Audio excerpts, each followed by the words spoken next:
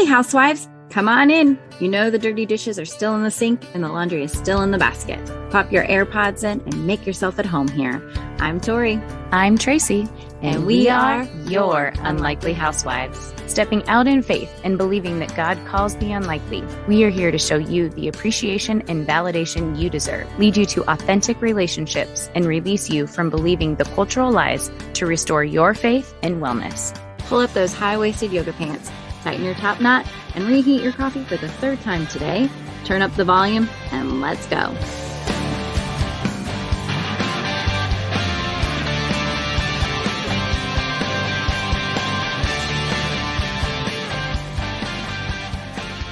Hey, housewives. So glad you're here with us. Hey, welcome back to another week. We are so excited. We have another guest episode for you. But before we get to that, Tracy has got our weekly review. Yeah, so this is from Bringing Up Bathurst, and the title is Refreshing. She says, just found this podcast last week. Yesterday's episode, that's number 18, Overbooked and Underwhelmed, spoke to me. I felt a great peace after listening to this episode and realizing we don't have to do it all. It's hard to see that when you're so wrapped up in the moment. So it was a refreshing breath of air to listen to Tracy and Tori chat about that yesterday. Keep on keeping it real, mamas. Thank you so much. And for those of you that would like to drop us a review, head on over to Apple and give us a 5-star, give us a shout out to let us know what you love about the podcast, and screenshot it and share it on social media. And we'll share it back for you. And we have got an incredible guest today, and we had the pleasure of getting to know her really well the last, 18 months through our community. And before we have our interview with her, I wanted to read her bio. Kaety Bowers has been a Blue Valley resident since 2009 and began serving on the Board of Education in January 2022. She and her husband are the proud parents of 6 children who have all either graduated from or are attending Blue Valley schools. In the past 13 years, she has volunteered both in the classroom and with extracurricular activities from elementary to the high school level. She has also dedicated her time to coaching and assisting multiple Blue Valley youth teams for over 20 seasons. Kaety is a licensed cosmetologist and tattoo artist who owns and operates a paramedical and cosmetic tattoo business that focuses on empowering women and cancer survivors. Y'all are going to love this episode. She really shares her heart on why she decided to run for it, and she gave us some great practical tips on how to be better advocates for our children. Yeah. And we just want to, share a disclaimer for Kaety is that these are her words, her ideas, and just her personal beliefs, obviously not speaking on behalf of the school board, just speaking on behalf of Kaety Bowers herself. And I will say, you and I both, I think we had some real nod-heading moments with her, and just that we felt that encouragement from her. And we know that you as listeners will too. I even got a little emotional at once. I think those of us that are mamas, we've already talked about how hard the last couple of years have been. And Kaety really helps us just realize that, hey, if we're stepping into speaking up and speaking out for what our kids need, that you're right where you need to be. And without further ado, here is our guest, Kaety. Welcome, Kaety. Thank you. Thank you for having me. We're so excited. So my first introduction to you was this past school year, but we have tons of mutual friends that I had no idea. I didn't either. Yeah. It was really incredible how small our little community is. And I'm like, okay, wait, you know her and you know her. And so that's absolutely always kind of a fun thing. Right. When we started the school board elections back in, was it 2020? Was it 2021? Yeah. It was 2021 when we started. Yeah. Yep. That's crazy. Yes. Feels like a lifetime, and I'm sure just yesterday for you, right? Just going through it? No, it feels like a lifetime ago. Lots of lifetimes. Well, we will get to that in a minute. But first, just tell us about you. I mean, tell us married, kids, what do you do for a living? All the things. Okay. So I like to give a little bit of my background. Absolutely. Yeah. I grew up in Western Kansas, and I was raised all over. So we moved around a bit. My mom was a single mom. I'm the youngest of 3 kids. She was super tough on us. And I mean, she was just a very hard worker. So it was awesome at times. Not at the moment. Not at the moment. You can looking back now. I was thinking, wow, she was great. Actually, my mom joined a fraternity in one of the small towns we lived in. And yes, that's fraternity, not sorority. She was the only female. Wow. She wanted to be more involved in the town. So I wanted to put that out there because I thought that was cool. And I was also raised heavily by my grandma, who was kind of like my rock. So she was a elementary school librarian. So I love books. I love the smell of book fairs. It's a thing. Oh, yes, it is. The thought of like going and touching all of the things. I love book fairs. So do my kids. I don't love the money I drop at book fairs, but I love the book fairs. I volunteered at a book fair and it is incredible. But man, that is a way to sucker parents in. Like they just come through the door and it's just like, sure, here you go. I mean, it's no joke on book fairs. No more dollar bookmarks. No. It's like $5.99. Yeah, for this piece of paper. Yeah. Or the eraser. Right? Oh. Yeah, the eraser. Yeah. All the gadgets they have now. I know. Okay, tangent. Okay. See, I graduated high school, Scott Community High School. I was valedictorian. I had a full ride to KU. Wow. Which it was academic. I wanted to be an oncologist because my grandmother had cancer. And then I was just incredibly intelligent as an 18-year-old, almost 19-year-old, and left my full ride scholarship. Much to the shock and awe of my entire family. And followed a boy to Wichita to go to hair school. I know. Oh, yeah. I know. It all starts with the boy. It all starts with the boy. And, so I did. I got my cosmetology license way back in 2005. Speaking of lifetimes ago. And let's see. So I got married. I had my first child, Colton. He's 15 and got divorced. Consequently, met my future husband.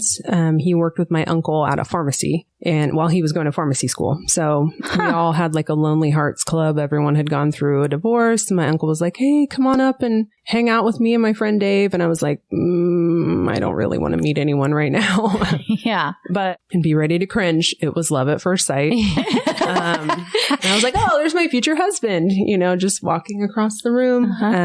In my head, if you've ever met Dave, he's average height, skinny. He's adorable. He's adorable. Like, I love him. I think he's hot, but he's, yes.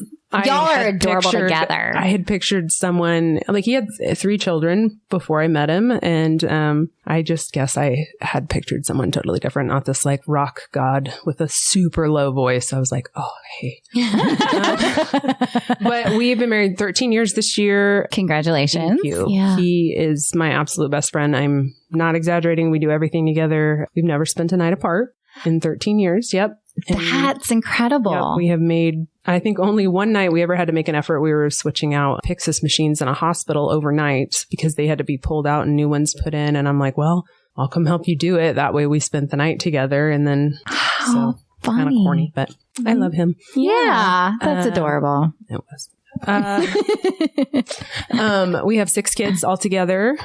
3 were born before I met them. His 3 oldest. I have my son Colton, and then we have our 2 littles together, Evangeline and Everly. So ages 23 down to 7. That's awesome. Yeah. Big family, big hearts. Big hearts. Yes. Yeah. I can attest to that, having 4. I love chaos, but it's amazing. Chaos, yeah. And then I over here with only 2 just go, y'all are so cool. Good for you. Well, sometimes when we only have 2 and the youngest, and we'll look at each other and be like, is this what it's like? Yeah. Yes. It's yes, so it is quiet. what it's like. Yeah. Uh-huh. Yep. That is. What does your husband do? He is a pharmacist. So he's been doing that for 14 plus years. Yep. Right? Since 2009. Yeah. Let me see. He graduated. We bought a house, moved to Overland Park, and got married. That's what I was going to say. What months? What brought you specifically to Overland Park? A job? No, his kids were already here. Okay. His ex-wife had moved up here with the kids. They were at Overland Trail Elementary. Dave was still in pharmacy school. And when he graduated, the agreement was he would move into the Blue Valley School District and they would resume a 50-50. So that's awesome. Okay. I was just along for the ride at that point. Yeah. Yeah. I had moved up to Ottawa, Kansas, if anyone knows where that is. Yep. And I was working at the Walmart distribution center throwing boxes on a conveyor belt. Nice. My arms were ripped. I was going to say, but that you were happy. I was happy and in love. Yep. And dirty every time I got home. Black soot everywhere. But and now when you smell cardboard, do you just have like this? Yes. No. No.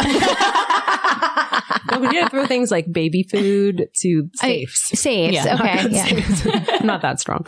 And cans of paint, food, How pickles. crazy. Yeah, it was great. That's fun. So one of the reasons that we asked you here is because you are currently a school board member for Blue Valley. Mhm. And so many moms are wanting to become advocates for their kids. So I want to back up though.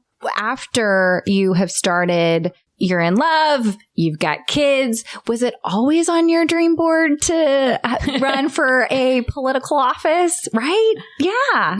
Actually, I am an introverted extrovert probably, so it did not occur to me at all. And actually, to get serious, and when you're talking about faith, my first marriage was abusive. And so it took me, I met Dave, and then it took me probably 7 years to like come out of my shell and to really like be comfortable out in public and to be comfortable around new people and stuff like that, because I was just terrified. Yeah. A lot. I had a lot of anxiety. And so Dave really helped me through that. But after that 7 years, my husband has always been like, you can do whatever you want to do. He's like, just do it. And at first I stayed home. We had 4 kids at the time, and childcare is very expensive here. And so I stayed home and I did the stay-at-home mom thing, and I loved it. Loved every minute. And then I have this, I guess it is a habit of just thinking about something, getting really excited about it and saying, I'm going to do it. And then my husband's like, yeah, go do it. And then I just go do it. So like, I was like, I'm going to run a 5K. And I did that. I'm going to run a 10K. I did that. I'm going to do, I did bodybuilding competitions. He's like, yeah. And he was always in the front row, my number one fan. And this time I was like, I want to learn how to tattoo. So we refinanced our home. I went and learned how to tattoo. And now I'm a cosmetic tattoo artist, and I love it.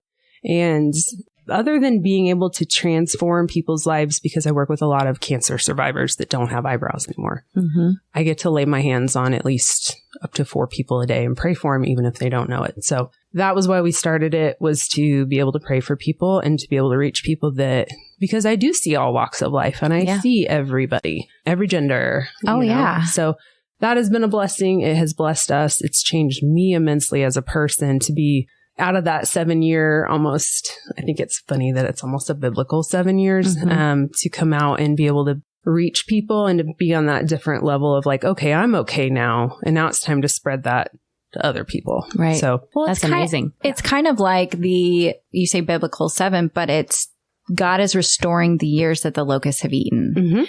And he's using that. And that is, allowing you to have that. And I love it when people recognize it and say, this is so different than where I was at. And I'm so thankful.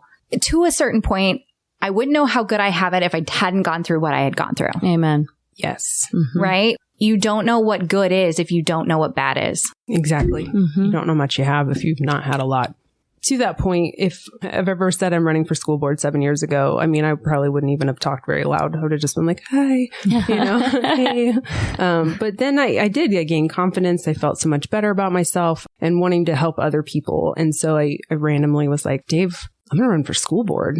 And usually I'm like, no questions about it. Just going to do this. And I've just done things. And this one was very different. This was like I didn't know why. I knew I had reasons that I wanted, but I think people think my reasons aren't good enough, or that maybe my desire isn't good enough for me to want to go out. Maybe other people are more qualified, right? Or I was like, I'm too young. I'm too inexperienced. I've never done this before, that kind of stuff. And that was a huge faith moment because I felt very internally pushed by God, called to, Katy, you need to do this. And everyone's like, yeah, you should totally do that you don't know what school board's like until you run for school I know. board. And we're going to get there. Yeah. I'm excited. At that point, it was like I call it putting my name in the hat. And then it was like people were crawling out of the woodwork to help me. It was like there was you, and then all of the people that helped us. And then actually my campaign manager, I should not have been able to get that campaign manager. He does far more high level stuff than me. And he decided to take me on and like totally mentored me, helped me through the whole process, and didn't have to. And he's a believer, but he was like, no, I think you could really do this. And I was like, okay, well, good, and you just keep pushing forward. Always keep going. But it was awesome to just see people that you've never met come out and be like, yeah, I believe in you. I'm going to help you.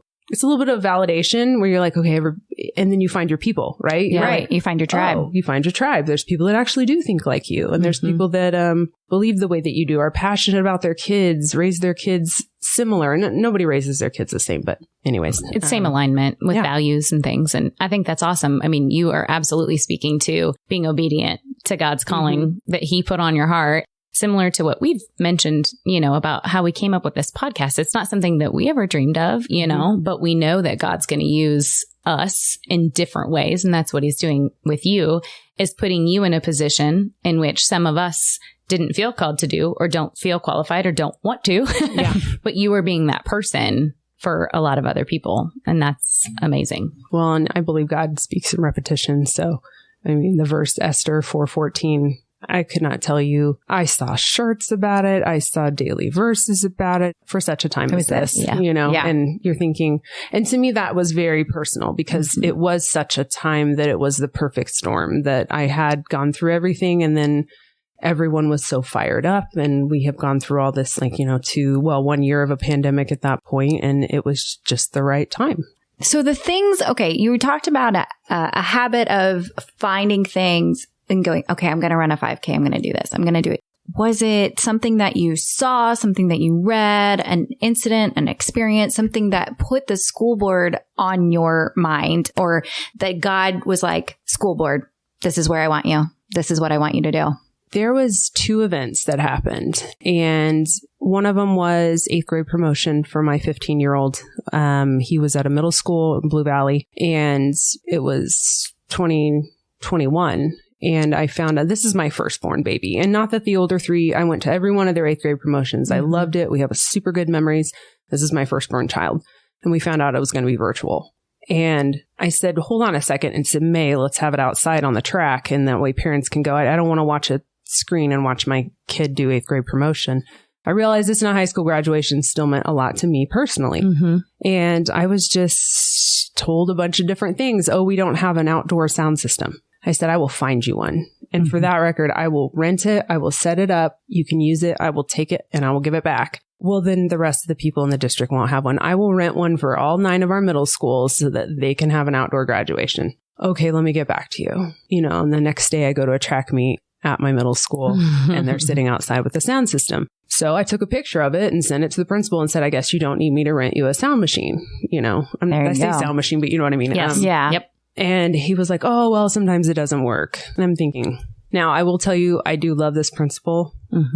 He is a great man and he has really helped my son. And so I'm not talking poorly about him. I know the decisions that were being made were not his decision. So, sure. And then I was told, well, we're going to do it virtual anyways, so that the virtual students can attend and that way they can have all of their classmates. So then I find out, I had a kid in high school at that point that their class day was going to be in person. So class day in Blue Valley is a mini graduation in the high school gym where it's typically for grandparents. So they don't have to go do the big graduation. Okay. They go through everything. They call their names. They walk down the aisle. They wear their robes. They play music. They hand out huge scholarships.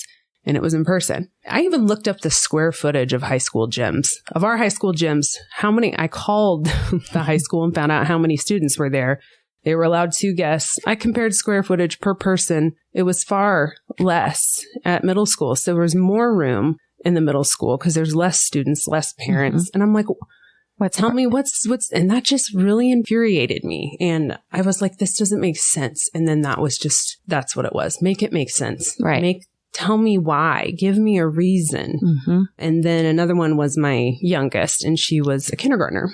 And her first year, I had never toured that school. So I've only been into Wolf Springs twice now. Love that school. Love that principal a million times over.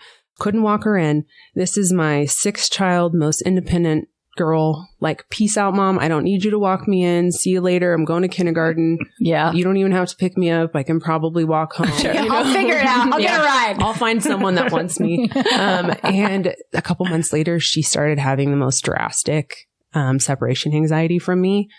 And she had not worn a mask yet because, I mean, she had, but not to school. Pandemic ended her preschool year. And I'm talking about bawling, crying. They're calling me. We don't know what's wrong. She's just crying. She says she misses you. And I'm like, okay, you know, we have talks with her. Then she starts crying before I can drop her off at school. And I will probably tear up even saying this because she's bawling. I don't want to go to school. And I'm sitting there like, you have to go to school. Like, you don't have to, but you know, I need you to go to school. I need to go to work. And she is like clinging to me. And my heart was broken. And it took one kindergarten teacher who said, screw COVID rules. I'm going to hug this child. And what I found out is she'd been crying for hours and they couldn't hug them. So my little 5-year-old was crying for hours in kindergarten and no one would hug her. And I didn't know that. I probably wouldn't have sent her to school had I known she was sitting there for hours crying. So this one kindergarten, and then she was fine. One kindergarten teacher was like, I can't do this. I can't watch another kid cry. So she was just hugging her and that's all she needed. It took like 2 months of gut wrenching, like her crying before we go to school, in the car on the way to school. When I pick her, I mean, the kind of hugs that hurt your neck, that I was like, make it make sense. Like that was when I started, was that fall that inspired me. And then, actually, I mean, I knew you would ask this question and there was something I wanted to say too, is the reasons I got into it quickly became and changed and evolved into other reasons. Once you start digging and find out what's going on, then they of course evolve and you think there's a lot more going on than just me, right? Because you don't want to be selfish. No, and I mean, I'm watching Tracy intently as you're talking about this anxiety that your kindergarten is going through. And Tracy has shared on here before. And I think that pretty soon we should do an episode, much like my depression one, is talking about Braylon's journey. She homeschooled Braylon for kindergarten. And that had a lot to do with pandemic schooling. What's it going to look like? What's it not going to look like? I mean, there was enough anxiety that she was dealing with prior to it that I wasn't even going to try to send her to school in a mask with all these kids that she struggled making friends. You know, there was just so many issues that we dealt with beforehand. And I'm so thankful, like God put that on my heart to keep her home for that year and to homeschool her because we went through therapy. We worked through a lot and she got to start first grade. I had all exemptions for all my kids. So they've never worn them. Praise God. And it's been beautiful. Like she has the best teacher. She has had the best experience. Like the first day of school, she ran out smiling and this was the best day ever. And it was just, and I got to see that. Like I got to see the smile as my car pulled up on that first day. And it was amazing. Yeah. And maybe this is not the right place to say this, but the day after we removed masks, I didn't have a morning appointment and I'm the one that drops our girls off, but I pulled up a little bit late because I wanted to see the kids get out of the cars. Oh, yeah. And every single kid was just coming out with no mask and they're running up to each other in front of Wolf Springs and they're like, hi. And I was sobbing. Oh, my husband and like, we dropped our kids off and sobbed. Yeah. As we drove out of that parking. Happy. Yeah. And I had gotten exemptions for my kids as well, but I didn't use them right off the bat because in running for school board, I didn't want my kids to get bullied. And so I also have a daughter with an autoimmune disease and I still got an exemption for her because I felt strongly that was not what we should be doing to children.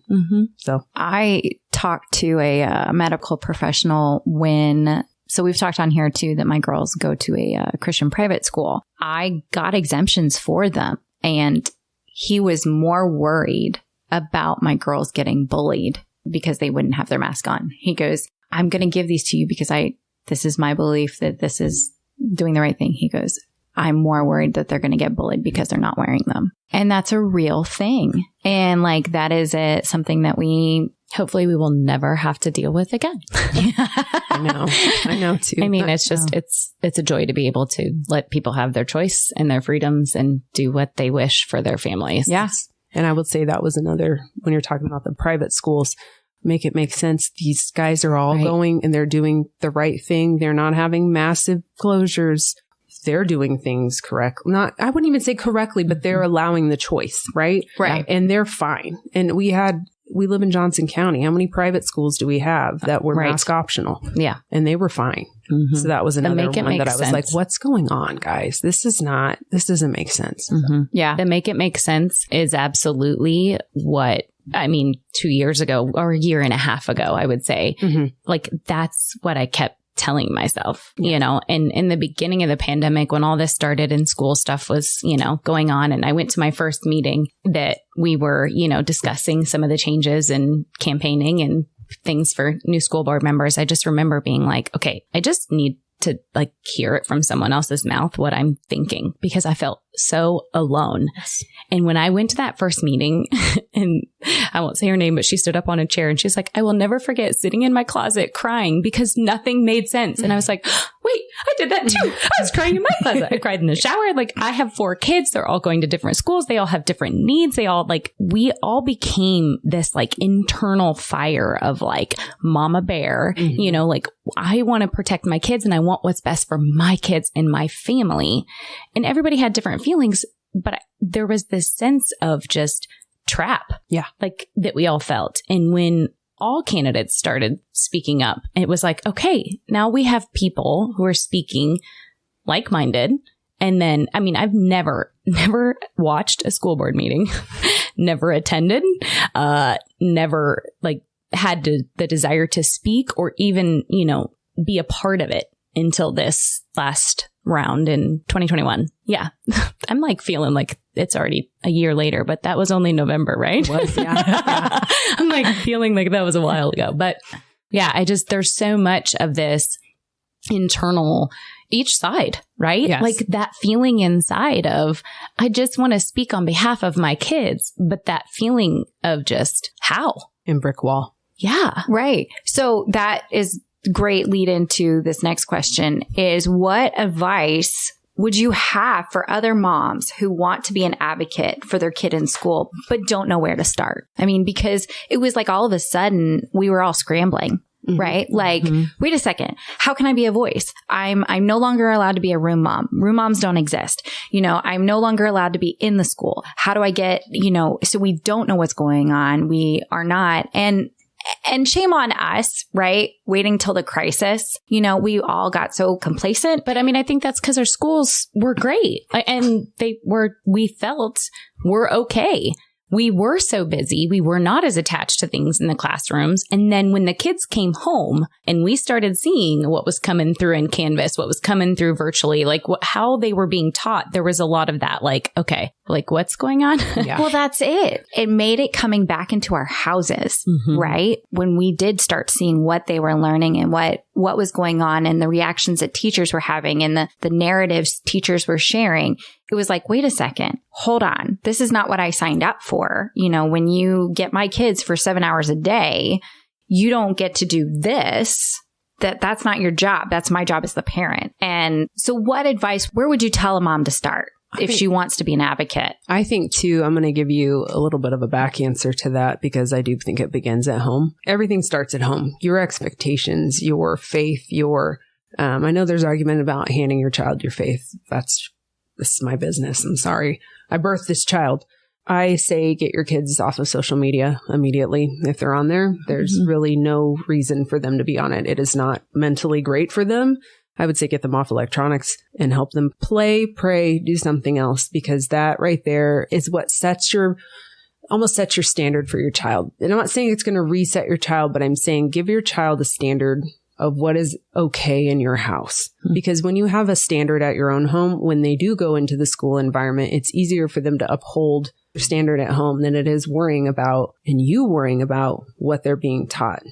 Because their minds are so moldable and vulnerable, I fear every day I'd send my kids off, especially my high schoolers. I'm like, I don't know what's going to be said today. And I hate that.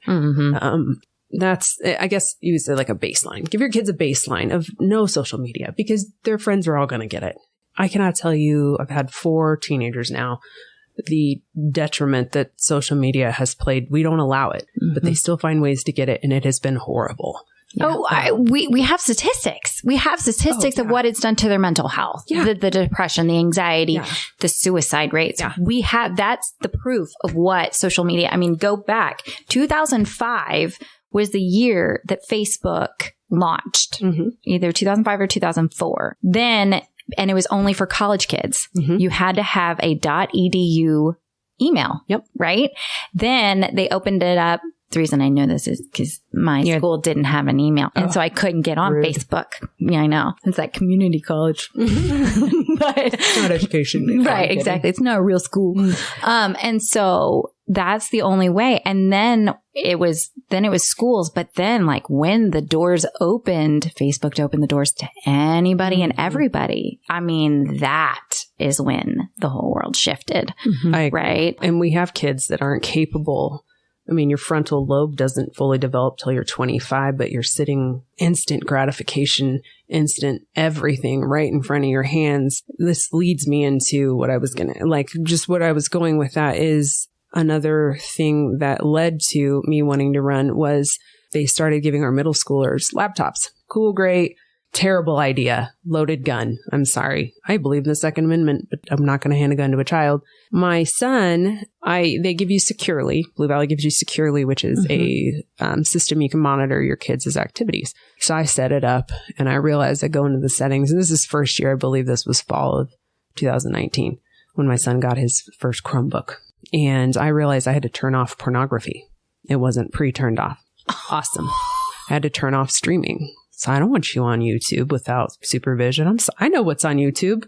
I had to turn that off. I had to block certain websites. I had to do this. And I'm thinking, why do I have to do that? Like, why is this not pre-blocked? So I didn't say anything at the time. And then I found out my son had been sneaking his laptop downstairs and his friends had found a way to get around the YouTube thing. So he's looking up rap videos. And I'm like, okay, so I peruse and then like violent, like video game. I'm trying to think Call of Duty videos, which don't get me wrong. If you play Call of Duty, that's fine. But to a 13, 14-year-old, game violence is a little bit different than when you're an adult playing a game, shooter games. So at that point, he also brought home a book from the library that was like 600 pages long. It was super thick. And I'm like, you don't even like to read. Why are you bringing home a huge book? And my kids call me the CIA because I am. And I seriously, I Googled this book. I did a Goodreads on it. I think I did Common Sense Media. I don't remember, but I found out it was in our middle school libraries. It had pregnant sex in it. It had woman on woman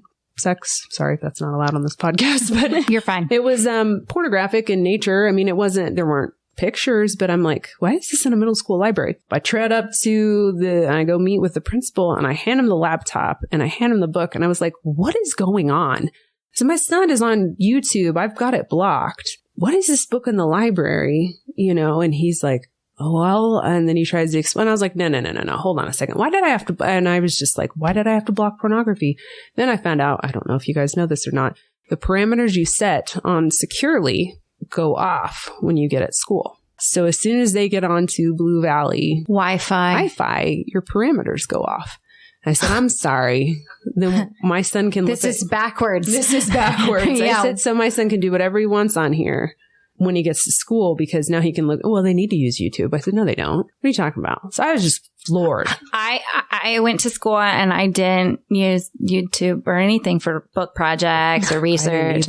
Do you remember the card catalogs? Oh. Speaking of smells of books. Encyclopedias. Yes. Oh. That's what I would go to my grandparents and just whip out their encyclopedias. We only had a couple of letters. We couldn't afford the whole alphabet. Okay. I had A through E. Yes, that is. So. We had it on payment plan. Yes. I don't think we made that. Oh my gosh. Yeah. So that's so disturbing and and I was like eye-opening. So that when you want to advocate, it does mean that you have to be mentally in the game. So you need to read those emails that come home because more often than not, they are notifying you, but you're not reading it. And I'm super guilty. At one point, I had one in college, one in high school, one in middle school, one in elementary, one in preschool, and one at home. I got 12,000 emails a day about what was going on in your kid's school. And I'm like, I don't think I can keep track of all of this. But they do put a lot of information out there. They do not put some information out there. I will say that. So read those emails. Yeah. Preview your kids' library books. My 6-year-old brought home a book. Well, she was 6 at the time, brought home a book. She's like, Mom, what's a period? Give me your book. Why are you reading that? You're not old enough to read this. Yeah. So preview their library books. watch what they put in their mind. It's the be careful little eyes what you see, be careful little eyes what you hear. You would call us helicopter parents, and that's fine. Like, my kids can't watch PG-13 movies unless they're 13 and it has been previewed. I always say go up the chain of command as well. Start with the teacher. They're usually more than happy to answer questions. Be kind. Everyone, be kind. Be kind.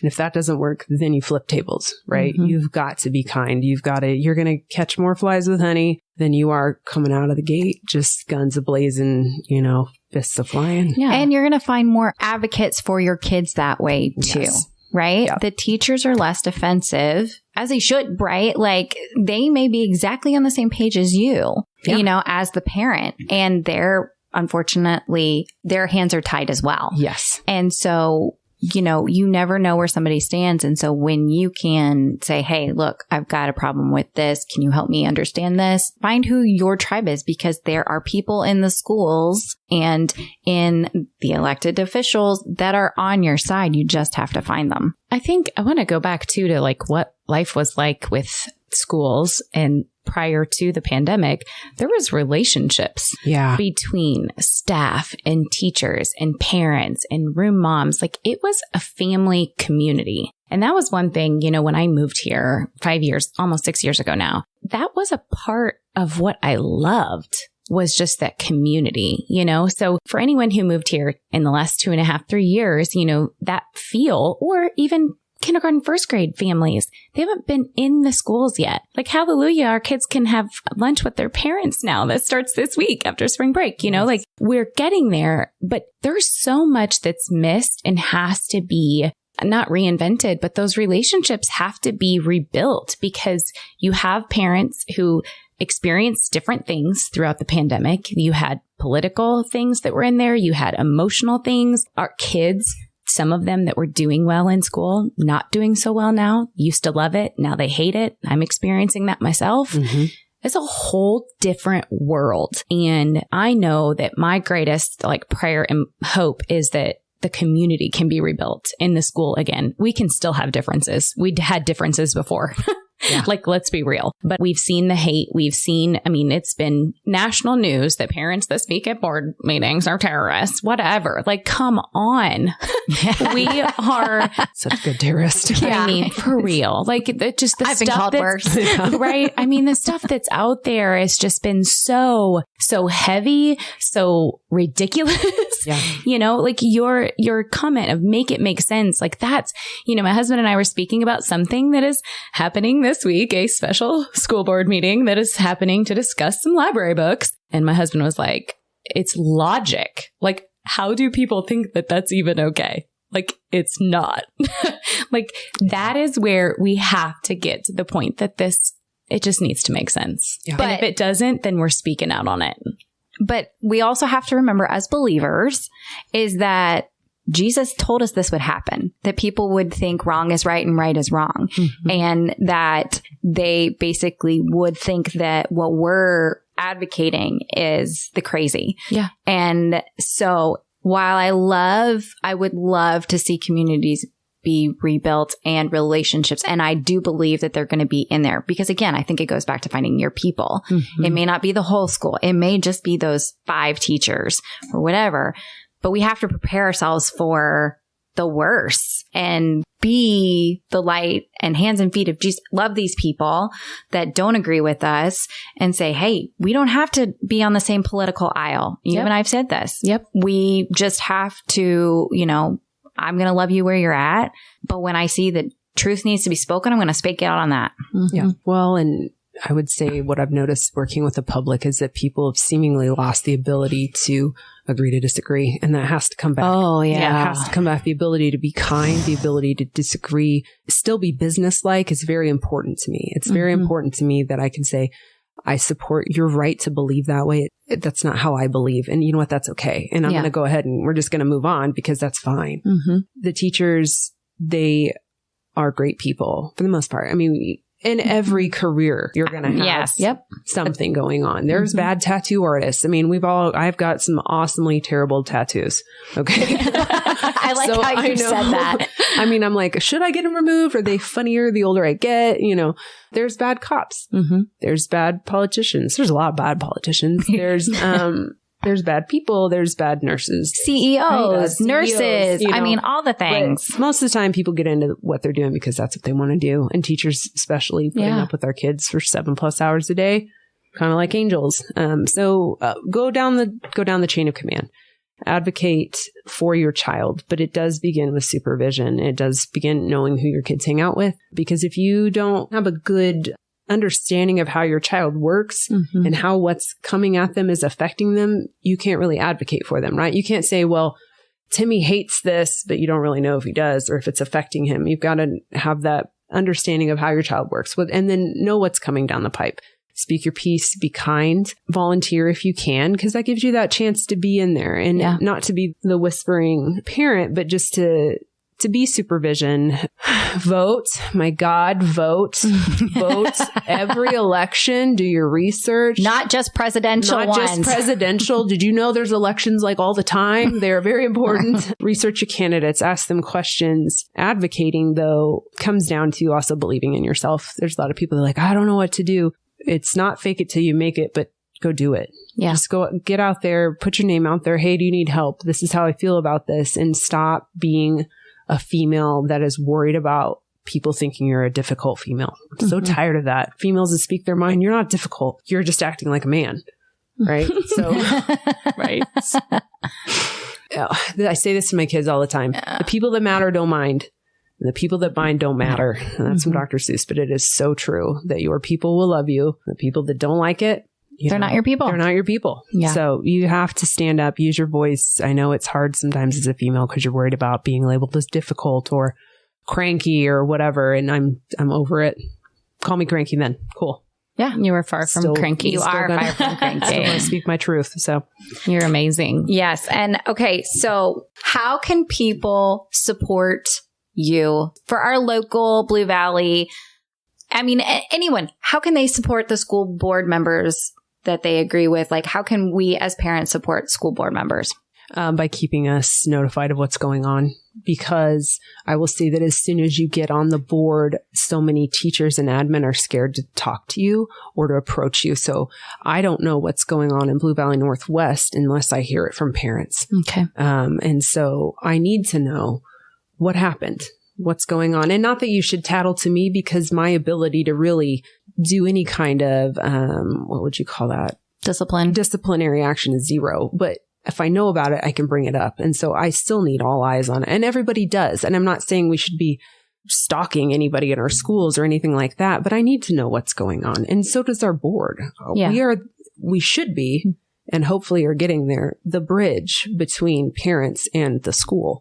And so I can't help if I don't know what's going on. So I do need to know assignments that are inappropriate. I do need to hear that stuff. And I think that dropped down a little bit after. There's still several people that will approach me, and I'm super thankful. But anything you think I need to hear, I want to hear it. And I will always want to hear it, because if you don't know, you don't know. And so that helps. Sharing, if we do share information on social media, sometimes it helps to share that out. Like, for example, the meeting that's on Thursday that's not really publicized, going to have to share that out. So. And I would encourage, because it's so easy for us to, like, we never want to write a Yelp review until it's a bad one, right? Nobody at Southwest for a great flight. Nobody, okay. Like, then just, I say that because we've traveled recently and we saw some of our friends, bless their hearts. Anyways, but like the good stuff too, like, because you guys, you want to know the stuff that's working. Yes. You want to know the stuff that parents are saying, this is a program that we love. We need more of this. Yes. You know, this is where a lot of fantastic stuff. Blue Valley's incredible. We have so much. And that's where the gratefulness comes in. It's really hard to be mad when you're in a grateful attitude. So we do have a lot. Can we work on things? Oh my God, yes. Everybody can. Yeah. We do have so much here. And I don't say that because I want everyone to be like, calm down, but we do have so much here. You want to talk about growing up in Western Kansas? I'm only 36. And when I was in high school, we were developing film in the darkroom. Yep. And I'm thinking, you guys you get a Mac Airbook for free. I know. There you go. And you get to use that. And I'm thinking we had those fishbowl looking Macs where it was yes, we had that. The ones with like the clear back, those. Yeah. Mm-hmm. Yeah. My high school didn't have air conditioning. Yeah. It was great. No, So- we toured the high school where my son will go next year in the drafting room and the 3D machines, like all the technology that these kids have. I'm like, it is incredible what they have. And it is awesome. But like you said, there needs to be that boundary of still need supervision. Yeah, there's so much that needs to change. And, one last thing too and I was thinking about this, and this is random, but I had a friend who had shared something that was from our school board meeting and went nationally, of course, and socially was sent. And I think one of the things that I listen to other podcasts, because I'm a podcaster, listen to other people and have, parents who've spoke on their school board meetings and all this. I mean, it gets shared all around. Every school does. But I think one of the things, and you kind of brought it up, this isn't just here. And we are a global podcast. So I want to address this because we are. What? I know. We are all across the world. It is very exciting. Obviously, what's happening here in the United States, there's a lot of stuff going on. But the stuff that's going on in the schools, I mean, this is just the beginning. Yeah. So we've talked about what we can all do as parents and help advocating, for our kids and in the schools. But from a national perspective, everybody's, what I'm experiencing and seeing, because I have a lot of friends across country, we're all experiencing something different. I come from Chicago public school. I mean, that's a whole different world, right? Yeah. But we have all these different schools. Guys, we're not on the same playing field. No. Like what's happening in Blue Valley is very different than what's happening in Chicago or, anywhere Virginia. else. Yeah. Yeah. Or California. I mean, come on. Like it's crazy and it's different. And I think I want our listeners to just hear that we are all dealing with something different, and our hope is that you be encouraged to learn a little bit more in your schools and be advocates and get a little bit more involved with school boards. Are you guys on the same page with me and where I'm going with this? No, I totally understand because I remember, and I want to say it was Chicago or Detroit, inner city schools. And something that, and it was a viral video, of course it was. And it was a group of 10 dads that walked the school hallways. They saw a dramatic decrease in bullying, in school fights. Attendance was up. And these kids, just because dads were walking the halls and it was but it goes back to the parent being involved. And I think so much could change in any school district if just more parents, and it takes time and it's a sacrifice. We're fortunate to be work at home moms and own our own businesses. And that gives us a flexibility and freedom. But our kids are an investment. Yeah. If we are not there for them for the 18 years, they're not going to give a crap what we do from them after that. Yeah. And I think the way that you outlined on how someone can be an advocate no matter where they're at, is it starts at home and starts with the little stuff and then just be present, be there. You don't have to be on the school premise all the time. Once a month, you're just there. Your parents' presence makes a huge difference. And talking to the single mom where everything seems overwhelming. I was a single mom. I was raised by a single mom. There are people I don't have the time. Honey, I get it. I do. I did not have the time to do school board, but I made the time. And I was at the end where my 7-year-old, or she was 6 at the time, begging me, Mom, we have another meeting. I want to snuggle with you. I want you to read me a story. And it's so hard for me to say, I know, honey, I'm so sorry. This will kind of be over in a little bit, but it really hasn't. And you take the time, you get, 18 delicious summers with your kids, right? But being present, being empathetic when you're thinking about all around the world, we're all going through something. Nothing that happens to you wasn't already filtered by God's loving hands. So I'm not one of those people that believe that God will give you something that you can't handle, because he will, because if you can't handle it, then you run to him. Amen. And so that is kind of when I'm like on your knees and you're like, why? And there's also nothing new under the sun. And so someone else is going through the same thing, has gone through the same thing, but you've got to look around. You've got to be grateful. But like you said, we're all going through something, and you've got to stay involved. And I know it's hard. I know it is. It's overwhelming. Yeah. It will be done and gone very quickly. Yeah. So, well, I just want to end with this because as someone who wasn't involved before and who became involved, first off, thank you to you. You're huge to get me motivated to do a whole lot of things, and some others locally too, and friends. But really, if it is stirring inside of you to be more involved, I encourage you to find a person, ask some questions, and start with one person, because that's what it took for me, was one person telling me I wasn't alone, and then a couple more people telling me I wasn't alone. And before I knew it, I was able to stand up. I'm getting emotional. Stand up next to you at a rally I never would have gone to, be there at so many things for you. And there was a lot of fear in that, but it helped me step into who God called me to be as a mom. And that's to be there for my kids. I can't thank you enough for your time, Katy. And I know Tracy feels this has been, one, so encouraging. Two, I know this is going to inspire other mamas and parents, and to just go, if she can do it, so can I. Yeah. And you having the success to get onto the school board also in itself. But you are an inspiration. And again, it's a lot of, if she can do it, then I can do it. I can't thank you enough for your time today and sharing with us your heart and yourself with our school districts here, because that is a lot. So I can do it. Anybody can. That's very true. I do not have a college degree. I encourage you to be that person. And my 5'2" friend from Wichita gave birth with no pain meds before I had with Evangeline.